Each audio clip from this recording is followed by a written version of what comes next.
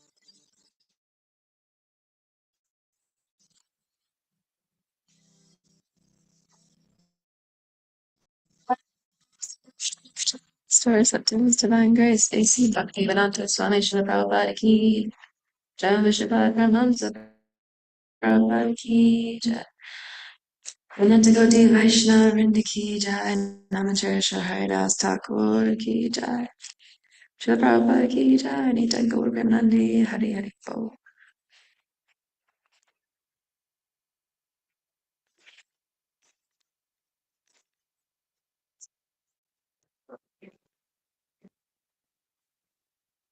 Om Namo Bhagavate Vasudevaya.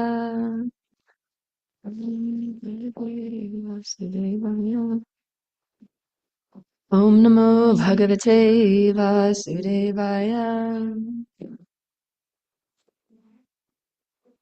Om Namo Bhagavate Vasudevaya.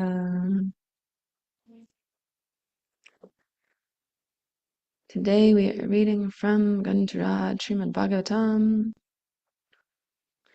Canto 6, Prescribed Duties for Mankind, Chapter 5, Narada Muni Cursed by Prajapati Daksha, text number 19.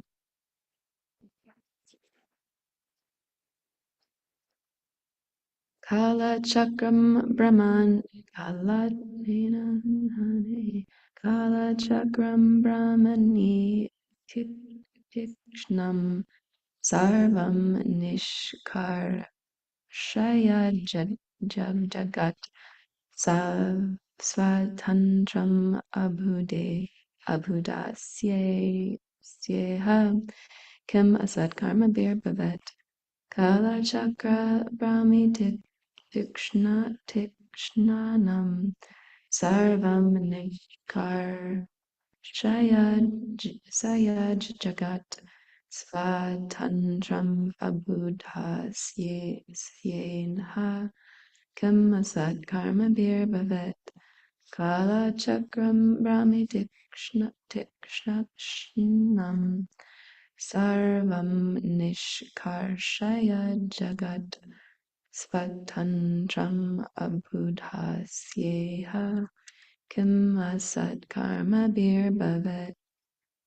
Would anybody like to chant the verse? Or adjust the mic? Kala Chakram Brahmi Tikshnam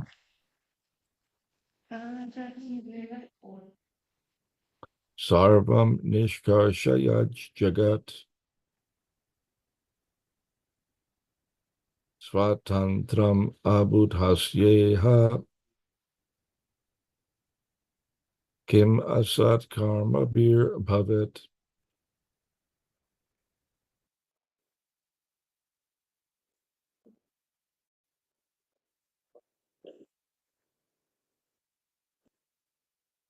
Anyone else of our other devotees?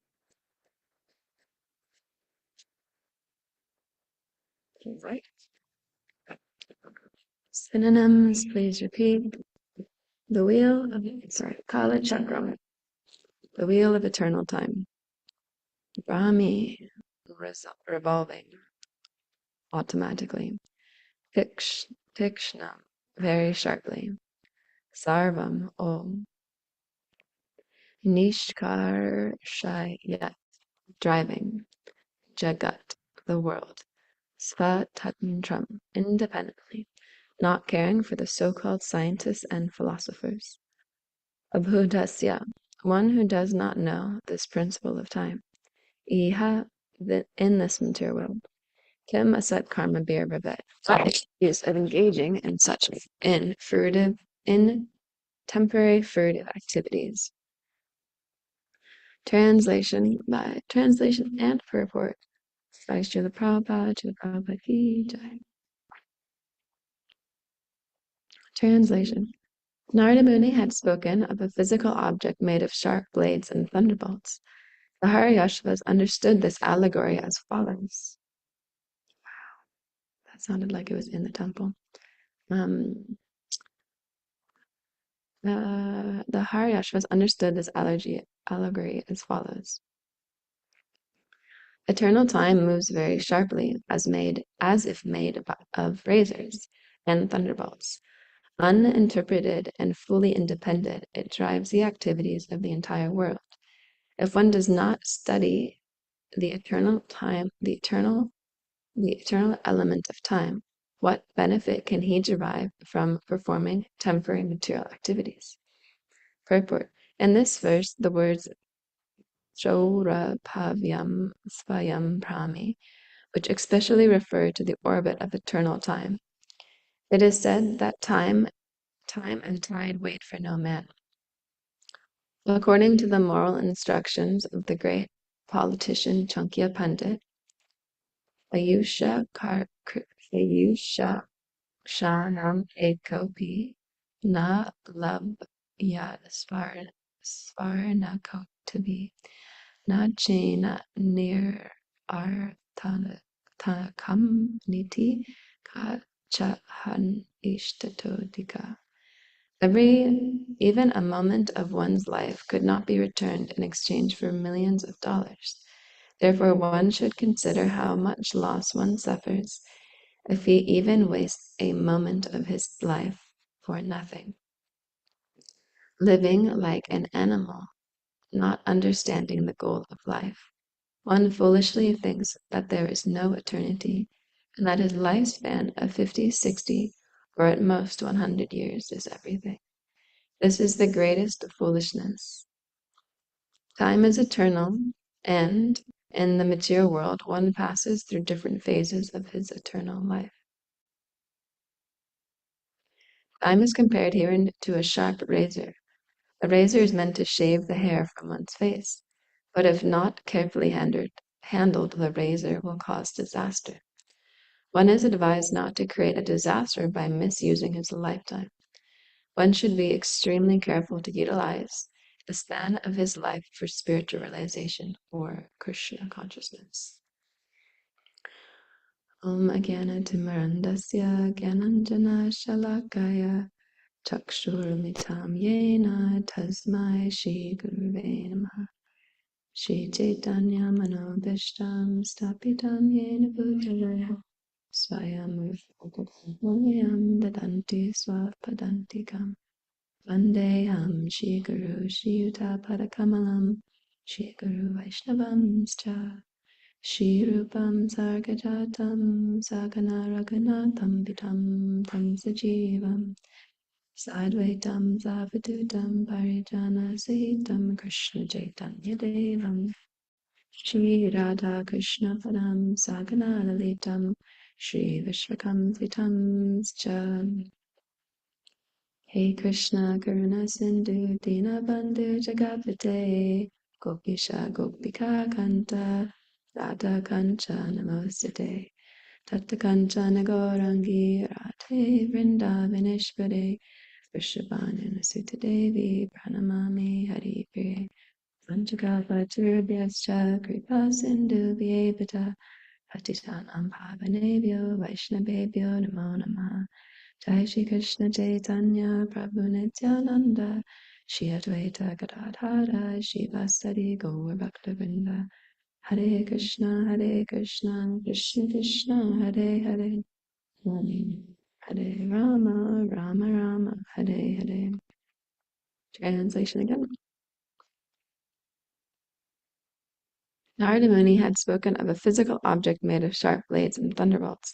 The Haryashvas understood this allegory as follows. Eternal time moves very sharply, as if made of razors and thunderbolts. Uninterrupted and fully independent, it drives the activities of the entire world. If one does not try to study the eternal element of time, what benefit can he derive from performing temporary material activities?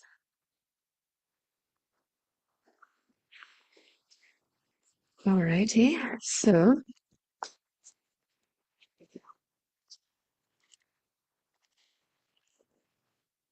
I've been studying a bit about hearing and chanting, trying to revive my sadhana practice, which has been very slack for at least a few months.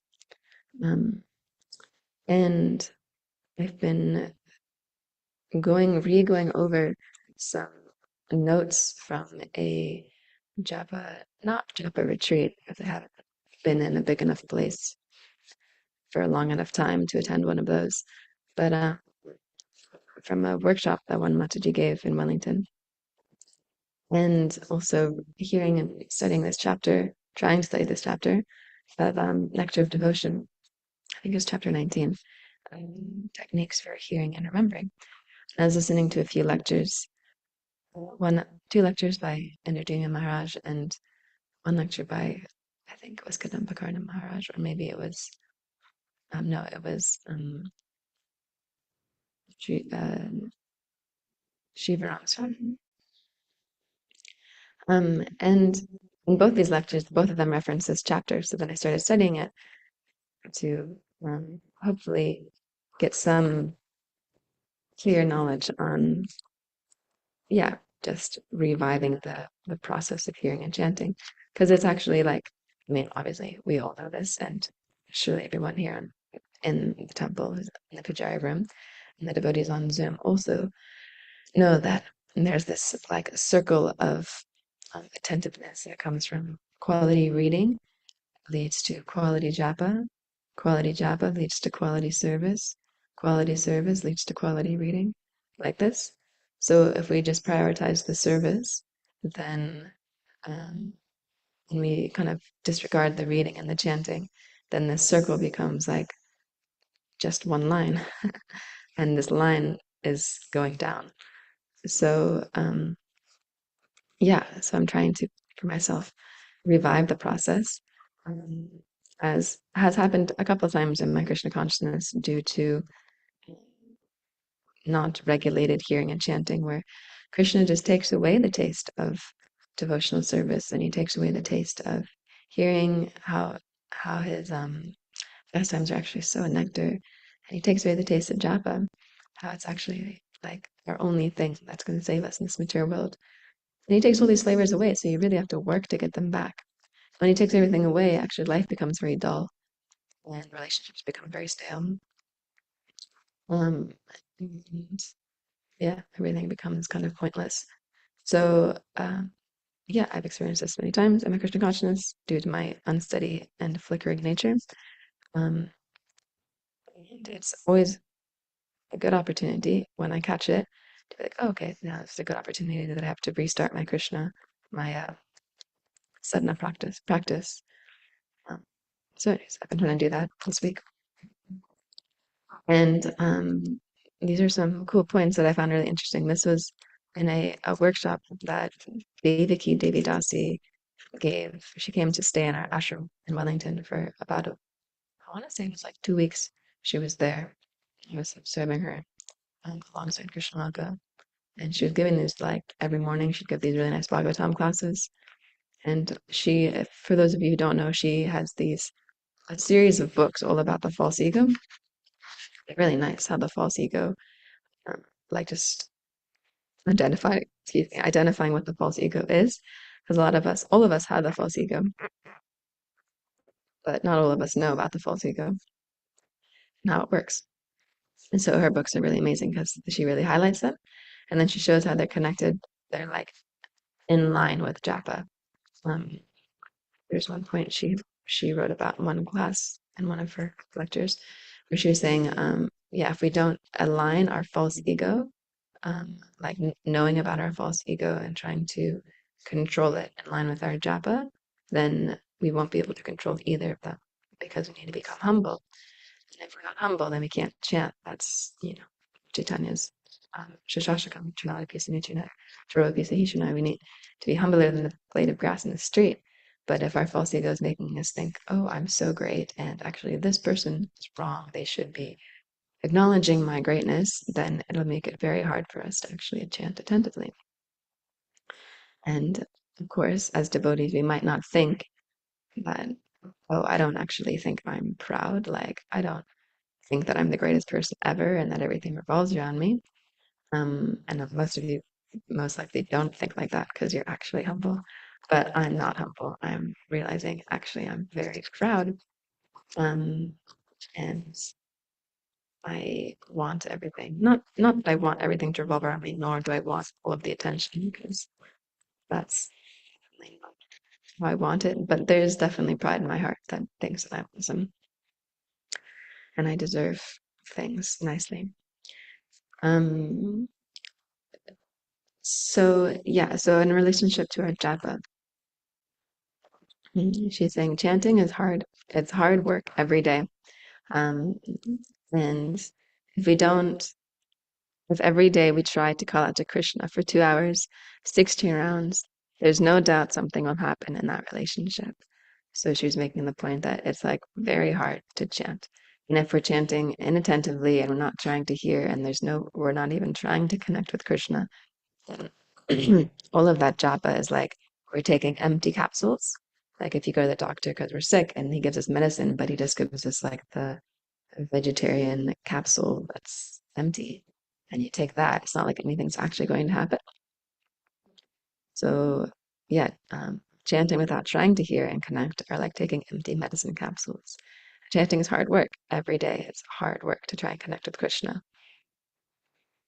Um, but if we do try every day to chant 16 rounds and just try to connect, even if we're it's not successful or it's just not working or we're tired, but we're just putting in the effort, Krishna, please, like, just let me try and connect with you.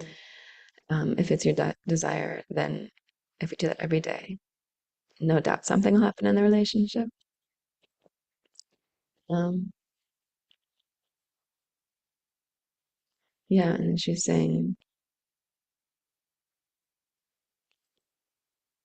if yeah, I remember she's giving the point of like uh, where we're chanting, like um, at least for myself, sometimes the mind comes up like concocts the idea of like, oh, walking in the beautiful forest is like the best for chanting because you're with the trees and it's like calming atmosphere and this like 432 hertz, so it's very relaxing for the body. Um, or like chanting, maybe I can't focus on the mantra if there's no sound. So I'll just put lots of sound on and then, my mind will be like so disturbed that I'll just focus on the mantra, um, like chanting in a cafe or chanting like well doing all these sorts of things. But she was giving the point that if we can't like sit in front of even the picture of Srila Prabhupada or Srila Prabhupada in the temple, and we can't hear the mantra in that situation, then how attentive do we really think it's going to be if we're walking in the forest and there's birds and they're chirping, or you're walking down the street and there's busy cars or like this. I remember on marathon I was on, and uh, we were traveling and we came to this like very beautiful part of the South Island, like I think it's Wanaka or Queenstown, and it's like known for being very beautiful. And we were staying in this like we're renting out this devotee's house. They're letting us stay in, and they had this really nice view of like the whole city. You could see the ocean, you could see the mountains like falling into the ocean. This little beautiful city, and I was like, oh, this is so nice. I'm gonna jam my jap on the porch and just like look at the beauty of this like city. And my secretary partner is like, no, no, no. We're gonna close the blinds and you're gonna sit in front of this blank wall and chant your japa because then your mind, when it's looking for something to chew on, it'll bounce off this wall and just come back and hear the mantra. When I remember doing this, and it was actually very nice because your mind would be, oh, I want to like space out and think of something. And then if you're looking at like a very beautiful scene, your mind can just bounce, oh, look at these birds. I wonder what the birds are doing. I wonder what's happening in the city. I wonder what that cafe is. I wonder what the ocean's like. But if you're just looking at a blank wall, then it's just there's nothing for your mind to go to. So it just comes back. You have a greater chance of being able to control it. Or even better, if you have a picture of the Maha Mantra, then your just mind just bounces right back to the mantra.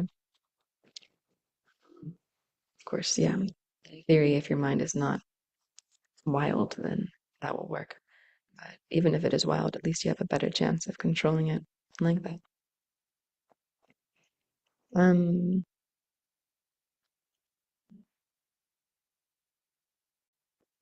and yeah, so there's this, so there's this effort to try and control the mind and chanting. I've been trying to do it the last couple of days, and I think I built up some bad habits of um, chanting where you just let the mind kind of do whatever it wants, and the false ego demands attention, and you give it, and you don't catch the mind from doing it, and then after a while, it's every time you sit down to chant, the mind's like, "All right, this is my time. This is action for me." Um, although you have the whole rest of the day to think about anything you want. But at least for myself, I find sometimes I don't even think about anything during the rest of the day. But when I sit down to chant, that's when the mind's like, did you remember you had to do this? Did you remember you had to do that? Did you think about this? Oh, don't forget this. This is really important. You have to write this down. So it's very tricky. But anyways, I've been trying recently, trying to at least focus on chanting and catch my mind whenever it runs off. And one Uh, yeah, one thing I've been trying to do is like as I'm chanting and I notice my mind's like starts bouncing around to all these different ideas, is to just like go back, chant the Panchatattva mantra in 3 beads and go back 3 beads. And then again. And I was thinking it's kind of like if you take care of kids or if you're a parent and you've got kids and the kids misbehave and they do something naughty, um, if you just let them get away with it, then the kid's like, oh, okay, like I can get away with this. So then they'll do it again, and then each time they do it, they'll do it a little bit more until eventually they get punished. And if we just keep letting it slip, well, whatever, like it's fine. Then each time the kid will do something naughty, but he'll do it a little bit to a little bit of a greater degree, until eventually the parents punish the child or reprimand them, as they say. So in the same way, I was thinking of japa, the mind comes in and it starts being naughty and doing all sorts of things. And if I just let it slip, then the next time it'll be like, okay, this person, I can just walk all over them. I'll do whatever I want. So anyways, I've been trying to do that, but it's very hard because it's very constant. And then it's also very purifying because you realize, at least I'm realizing, man, I can't even control my mind. I can't even try and chant like 5 beats without going back 3 beats, and then I have to chant another. It's like this back and forth process. Um, but we have to try because our life is full of trying for Krishna. And there's this nice quote I have from um, my spiritual master in a book of instructions that he's given me. And one of them was we have to try, we have to constantly try every day for Krishna. And he says, how could you give up on the relationship with Krishna? And I remember being, yeah, just hearing that. I was like, yeah, how could you give up on the relationship with Krishna? Krishna's been with you for many lifetimes. And I remember one devotee, she blooped from Krishna consciousness, and she came to one class, one community program we were having in Wellington, and she asked a question at the end of the class, and it was like a little tense because everyone's like, "Oh my God, she's not sorry, she's not chanting, she's not following the principles. What is she gonna say? Is she gonna criticize Gurudev?" Like, so they're all just kind of like, so uneasy. And then she asked them a question about the relationship between the spiritual master and the devotee, and or between Krishna and the devotee, if the spiritual master is not present. And I can't remember exactly what he said in reply, but then she said to him, like, I felt like you weren't there for me. And this is like in front of like 20 devotees. So we're all like, oh my God, what's happening? So she's like, yeah, I felt like you weren't there for me. And then, yeah, Mr. Master said, I've always been there for you. Just because you couldn't see me doesn't mean that I wasn't there. And he says, and the same for Krishna. Krishna's always there for us. Just because we can't see him doesn't mean that he's not there. So that was a very powerful point I remember hearing. It was just, yeah, really stood out to me. That Krishna is always there, just like the spiritual master is always there, even if might not be physically present, or he might not be like in our direct association. It doesn't mean that he's not there and that we can't reach out to him at any time. Um, so, Krishna is also always there. He's just a call away if we attentively chant. He's just on the other side of the line. Um, and then also just on a practical level, I've been trying to also cultivate this mood of keeping a balanced life, like going to bed early, not eating too late, trying to um, do whatever I can to also encourage that time period for chanting in the morning because it's the best time period. If we um, Yeah, if we chant in the morning, as I think Dhruva Prabhu was saying in his class on Tuesday, that we can do the personal test and see. We can chant our rounds in the morning in the Brahma Muhurta hours. We can chant our rounds in the middle of the day when our phone is like buzzing, buzzing, buzzing, buzzing, and our mind is buzzing, buzzing, buzzing, and our tummy is rumbling, rumbling, rumbling, and we're in the mode of passion. Or we can chant our rounds in the late evening when we're tired and the mode of ignorance kicks in. We could try chanting around then. And we can do the personal experiment, and we'll see that actually chanting in the morning is the most productive because the mind is not as active. So yeah, I've just been reflecting a lot on the importance of this chanting process and trying for myself to revive my taste for hearing and chanting. And then I've also been reading this chapter, as I mentioned, um, a chapter of the Nectar of Devotion. Let's pull up my notes. Yeah, chapter 10, Techniques of Hearing and Remembering. And there's just a couple points I wanted to share, and then I'll read some. Um, so hearing, maybe I'll just read the book. There's a couple of sections in the book in this chapter. Just read from them.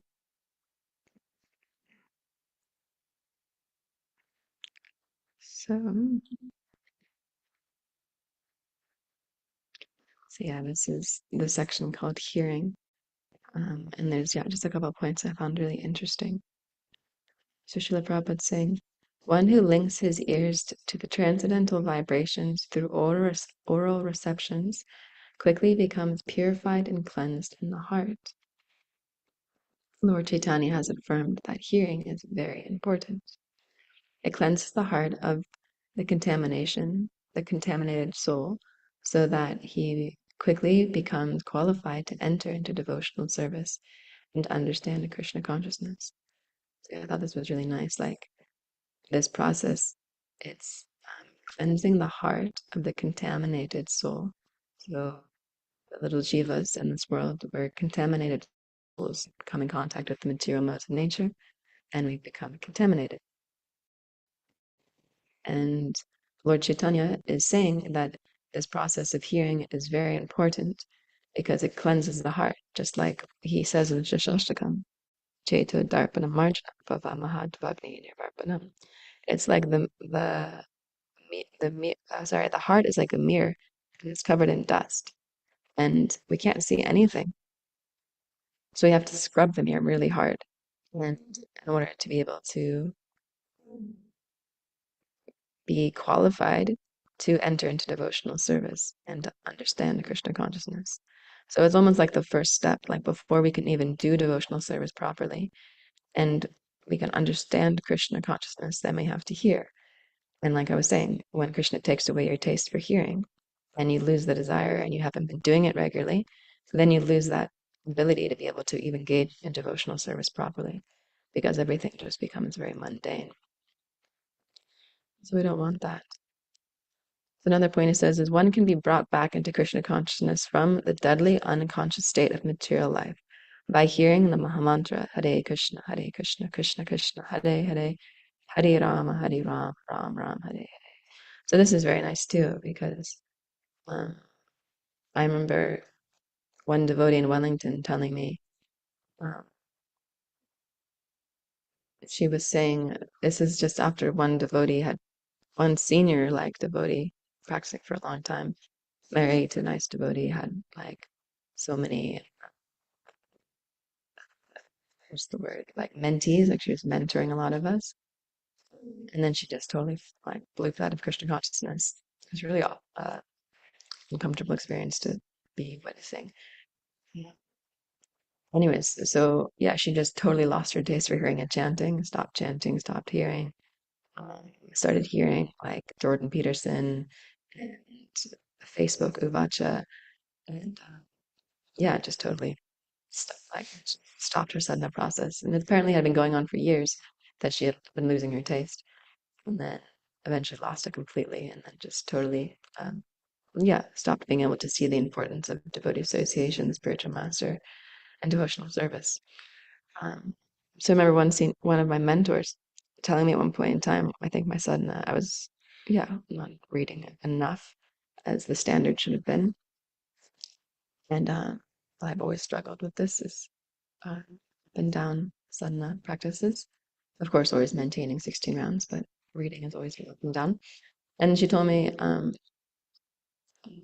if you don't, if you don't do something about this quick, actually, maybe I can find it. It's quite potent. She was good for these potent one-liners that she would deliver to me when I was um, in the ashram, and they would be like arrows directed to the heart. Some people are just expert in it. They just know exactly what to say uh, to get you motivated to do something. And she would always have these expert one-liners that she'd like shoot at me, and they would just go like right into the core of my heart, and yeah, reside there, purifying me eternally. That's some thoughts I can read. But anyways, the point of it was she was saying you can make a full comeback in whatever you do. Um, let's see. Yeah, she said, anyways, I can't remember her one liner. It's not, I don't have it written down here. Oh, yeah, here we go. Here we go. This is the nectar. Okay, so she said, "You're a very nice devotee, but if you don't take your hearing and chanting seriously, it's only a matter of time before you fall down. We have seen it happening. It doesn't happen overnight, but if you don't cultivate it now, one day you'll lose it completely. But you can make a full comeback in a week. Focus on 2 hours a day and at least 5 days a week. That's 2 hours of reading a day, at least 5 days a week. You must chant all your 16 rounds before 7 a.m., then attend a full morning program. Never miss a habit 2 days in a row because it creates a bad habit." So yeah, it was potent one-liner, but the nice point was that you can make a full comeback in a week if you just really push for it. And here, Rupa Goswami is also confirming that one can be brought to Krishna consciousness from the deadly unconscious state of material life by just hearing the Maha Mantra. So yeah, it's very nice to meditate on. And then he's also saying here, this is a nice point that comes up many times in this section, where he says, he's saying basically that um, we should hear from senior devotees or from people who are fully floating in this ocean of this nectarian river. So he says, "My dear king, one should stay at a place where the great acharyas speak about the transcendental activities of the Lord, and one should give oral reception to the nectarian river flowing from their moon-like faces of such great personalities.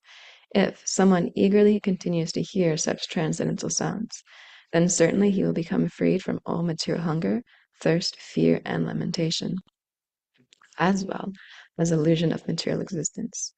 So this is very nice because even if we aren't able to, go to Vrindavan or Mayapur, take shelter of these dhams, but at least if we hear from the acharyas who speak about the transcendental activities of the Lord, and we give like oral reception, so we hear very attentively to this nectarian river that flows from their moon-like faces of these great personalities. And if we try and develop some eagerness, then certainly we'll become freed from all material pains, the pains of the material world. Um, so yeah, so this is very nice because we can hear some, there's at least 50 lectures on ISKCON Desire Tree audio slash Japa, if you look them up. I was looking it up recently. Yeah, so many, lot of lectures by Satchidananda Swami. Um, there's a few really potent 15-minute lectures by Indradevi Maharaj and Shivaram Swami that I listened to. And yeah, I mean, there's a lot on there actually. I didn't look thoroughly. I just looked for the devotees, the sannyasis that I've heard from previously. Um, but it was really nice hearing these lectures. Or yeah, His Holiness Devrimita Swami has this very nectar podcast that he um, publishes audio clips into called "On the Way to Krishna," and it's like so nectar. Like it's just very soothing for the heart. So even if there's no like desire to, excuse me, chant attentively or chant Hare Krishna in general, but at least if we can cultivate some desire, okay, at least I'll hear nicely. I'd like to hear nicely. And then it's like this cycle, like we mentioned earlier. You hear nicely, then you chant nicely, then your service is nice, then you associate with devotees nicely, and then you hear nicely. So then this circle starts to again become complete. And yeah, and then it's very nice. And then here, this last bit I wanted to share before we ask for corrections is in the material world. So this is also in this hearing section of this chapter. In the material world, everyone is engaged in the illusionary activities of the inferior energy. But when one is given the opportunity to relish the activities of the superior energy performed by Krishna, then he forgets all his lesser pleasures. So, yeah, I remember this in the ashram distinctly over the course of the years that I was there. That, um, yeah, just taking shelter of like Krishna book or Nectar of Devotion or two books that I was highly attracted to. And yeah, just like, okay, life sucks. I'll just open up Nectar of Devotion and I'll just read all about Krishna. And like you just totally get absorbed in it. Or even like audiobooks. Like a lot of the time I cook obviously a lot. So I would often be cooking, sometimes for a long time, um, in the kitchen, cooking for retreats or yeah, cooking for retreats, cooking for like soul feast programs. A lot of time I'd be by myself cooking for caterings and things like that. Um, so yeah, just listen to audiobooks a lot because I'm very attracted to stories.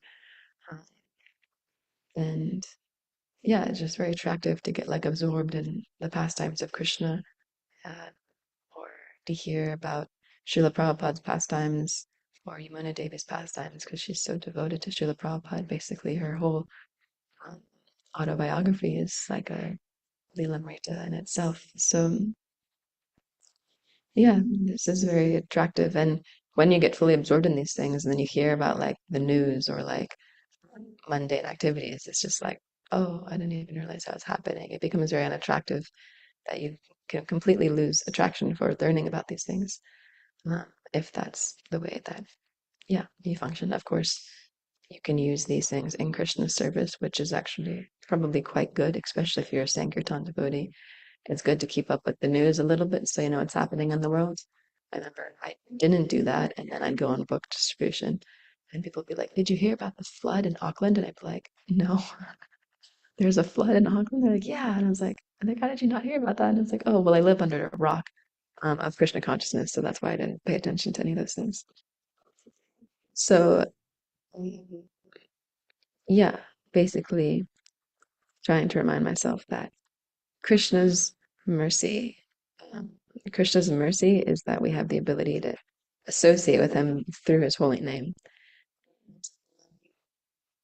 We can pray to the deities or to Krishna as much as we like. Please show me your mercy, show me your mercy. But he's trying to every day when we are chanting.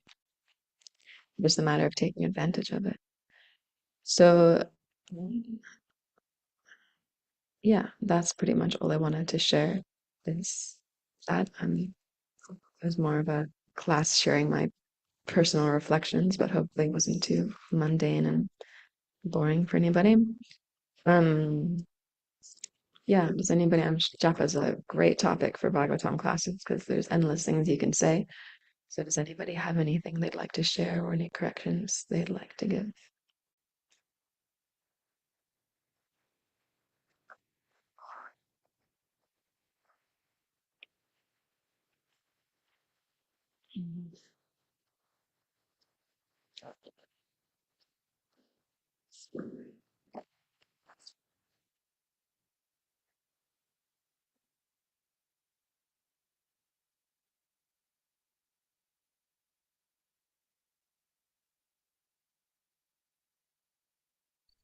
Hare Krishna.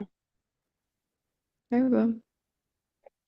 I just want to say thank you. Very inspiring class, and I especially like the point about just being reminded that japa like takes energy, and but yeah, that with that energy that we put into it, Krishna will reciprocate.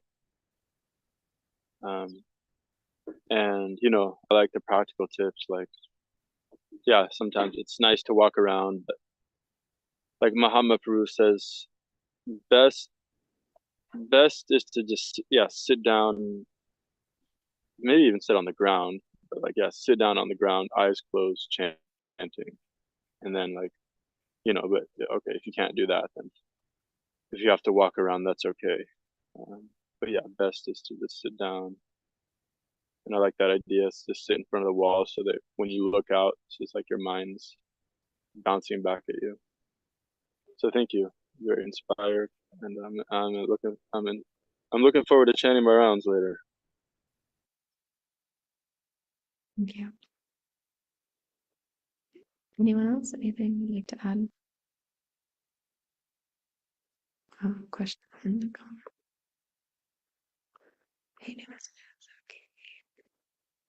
So, how to find the balance between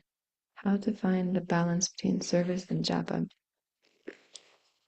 This Mataji gave a really nice point in this that I'll share because I was reflecting on her points on this, and she said something really amazing.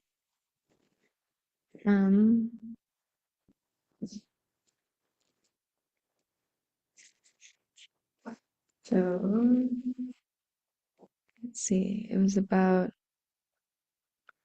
I can't remember. I can't find it, but she was saying that if we forget, hold on, I'll see if I can find it. Cultivate this ego into the world. Our life is becoming something.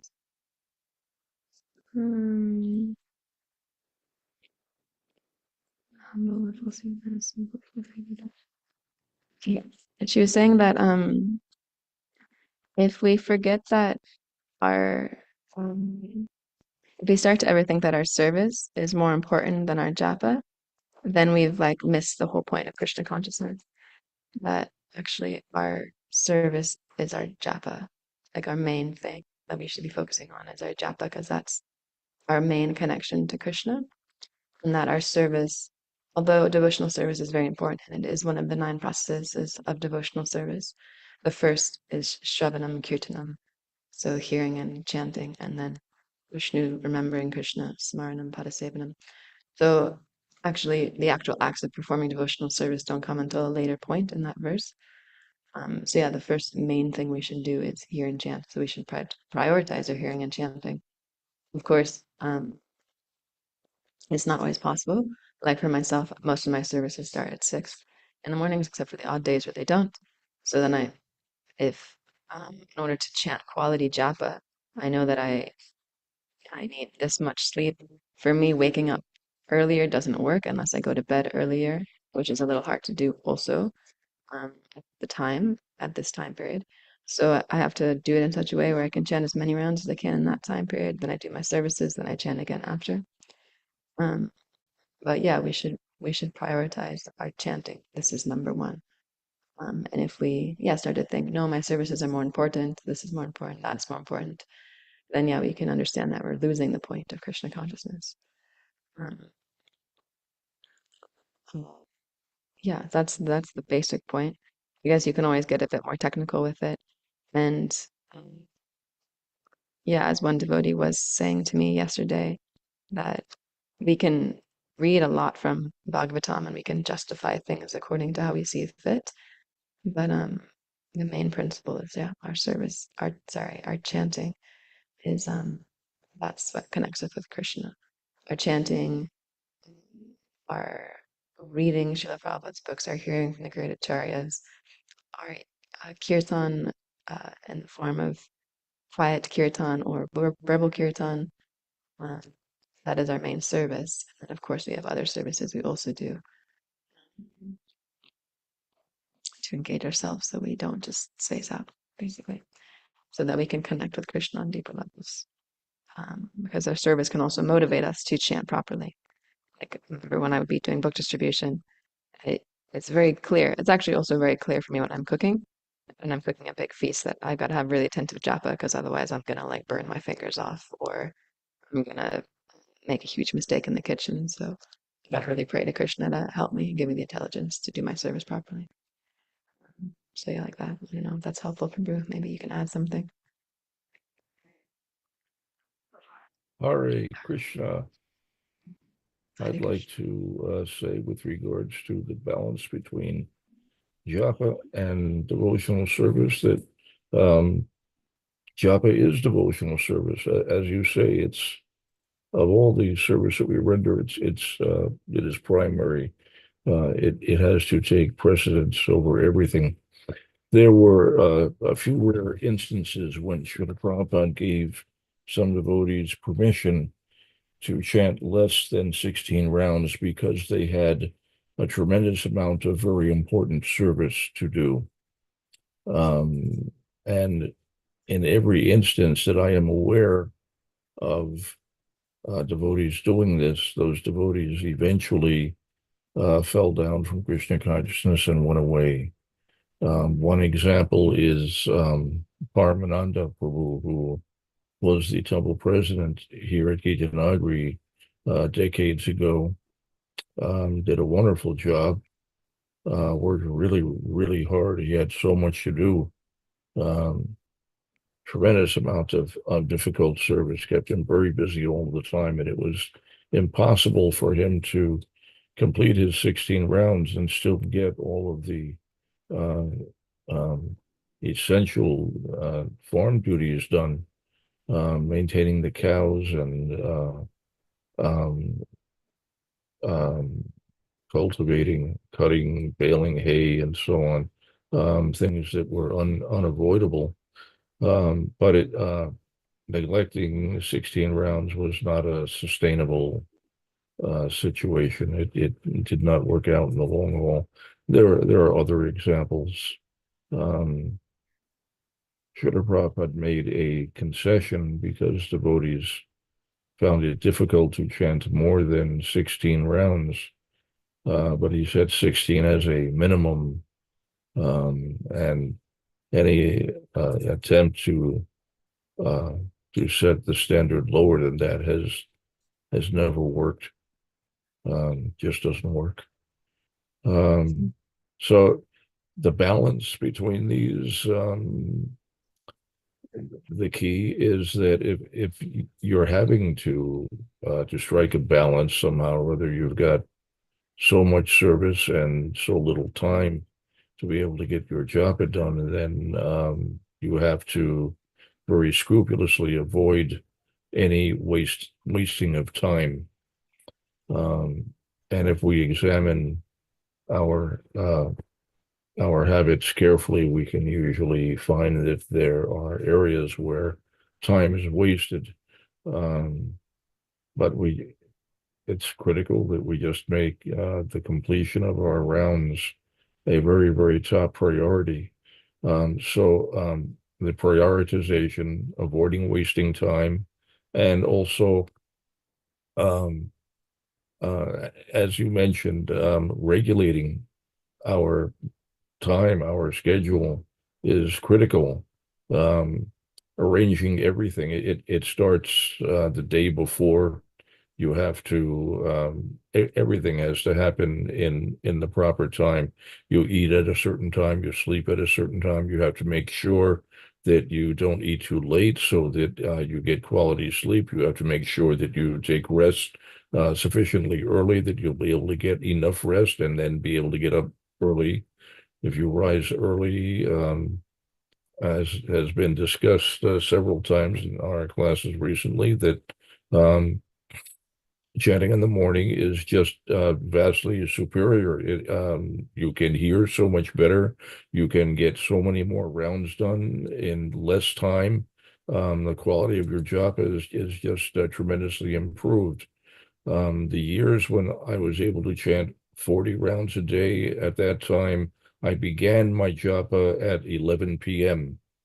I took rest very early in the evening, maybe 6 or 7 p.m., and then I got up at 11, and chanting in the very early morning hours of the night, really. It was then possible to get very many rounds done, and rounds of wonderful quality. Is just an extraordinary experience, extremely ecstatic. Um, but to make all these things happen, it requires careful regulation, and you can't afford to waste any time. Hare Krishna.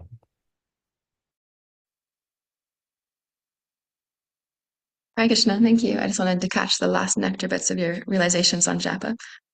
Um, we have to go now. Thank you everyone for coming. Gantra Srimad Bhagavatam ki.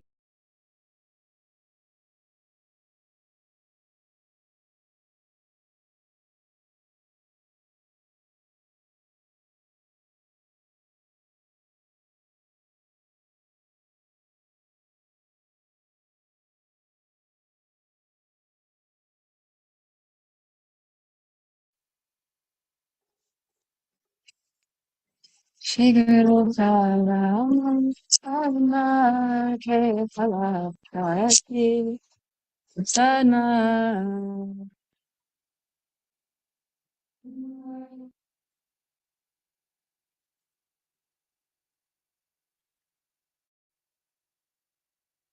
Sarvada.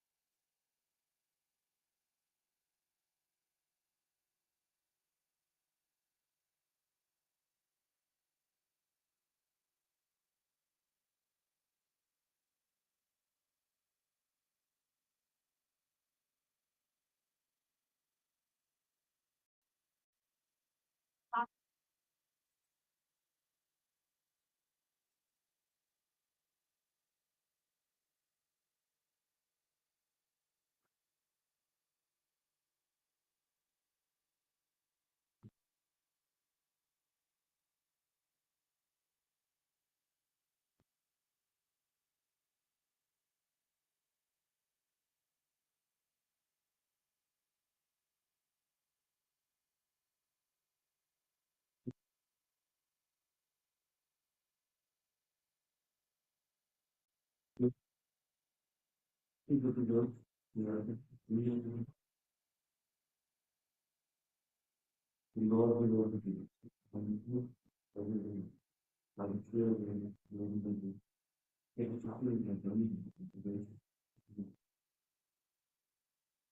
Lord, when we want you to do all kinds of things, I have fair to do this, no fun about watching God and any other things.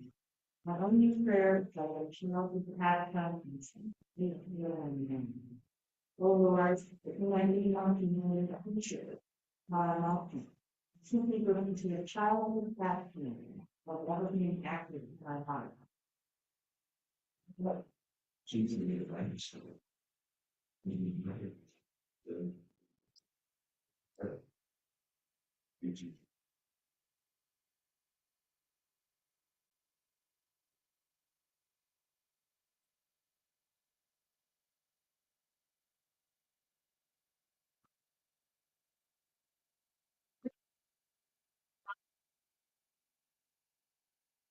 these are great time.